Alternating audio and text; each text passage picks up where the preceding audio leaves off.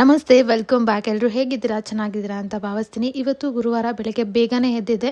ಸ್ವಲ್ಪ ಕೆಲಸಗಳಿತ್ತು ಮುಗಿಸ್ಕೊಳ್ಳೋದು. ಸೊ ಅದಕ್ಕೆ ಬೇಗನೆ ಎದ್ದು ಬೇಗ ಬ್ರೇಕ್ಫಾಸ್ಟ್ ಕೂಡ ಮುಗಿಸಿ ಪೂಜೆ ಕೂಡ ಮುಗಿಸಿದ್ದೀನಿ. ಇವತ್ತು ಬ್ಯಾಂಗ್ಳೂರ್ 1ಗೆ ಹೋಗಬೇಕು.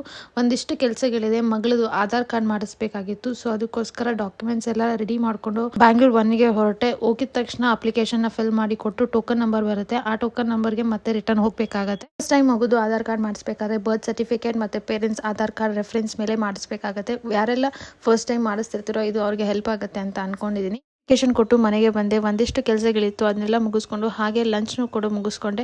ನನ್ನ ಸ್ಲಾಟ್ ಇದು ಬಂದು 5 ಗಂಟೆಗೆ. ಮತ್ತೆ 5 ಗಂಟೆಗೆ ಹೋಗಿ ಎನ್ರೋಲ್ಮೆಂಟ್ ಪ್ರೊಸೀಜರ್ಸ್ನೆಲ್ಲ ಮುಗಿಸ್ಕೊಂಡು ಮನೆಗೆ ಬರುವಾಗ ಈ ಸೊಪ್ಪನ್ನ ನೋಡಿದೆ. ಇದನ್ನ ನಾವು ಅನ್ಗೋನೆ ಸೊಪ್ಪು ಅಂತ ಹೇಳ್ತೀವಿ. ಇದನ್ನ ಜಾಸ್ತಿ ಊರಲ್ಲೇ ನೋಡೋದಕ್ಕೆ ಸಾಧ್ಯ, ಇಲ್ಲಿ ಜಾಸ್ತಿ ಸಿಗೋದಿಲ್ಲ. ಅಪರೂಪಕ್ಕೆ ಸಿಕ್ತಲ್ಲ ಅಂತ ಹೇಳಿ ಇದೇ ಸೊಪ್ಪನ್ನ ಇವತ್ತು ಸೊಪ್ಪಿನ ಸಾರು ಮಾಡ್ಕೊಂಡಿದ್ದೀನಿ. ಸೊಪ್ಪಿನ ಸಾರು ಜೊತೆ ಮುದ್ದೆ ಇದೆ, ಒಳ್ಳೆ ಕಾಂಬಿನೇಷನ್. ಸೊಪ್ಪಂತೂ ನಮಗೆ ದೇಹಕ್ಕೆ ತುಂಬಾನೇ ಒಳ್ಳೆಯದು. ಇವತ್ತಿನ ವಿಡಿಯೋ ಇಷ್ಟ ಇರೋ ದಯವಿಟ್ಟು ಲೈಕ್ ಮಾಡಿ, ಫಾಲೋ ಮಾಡಿ.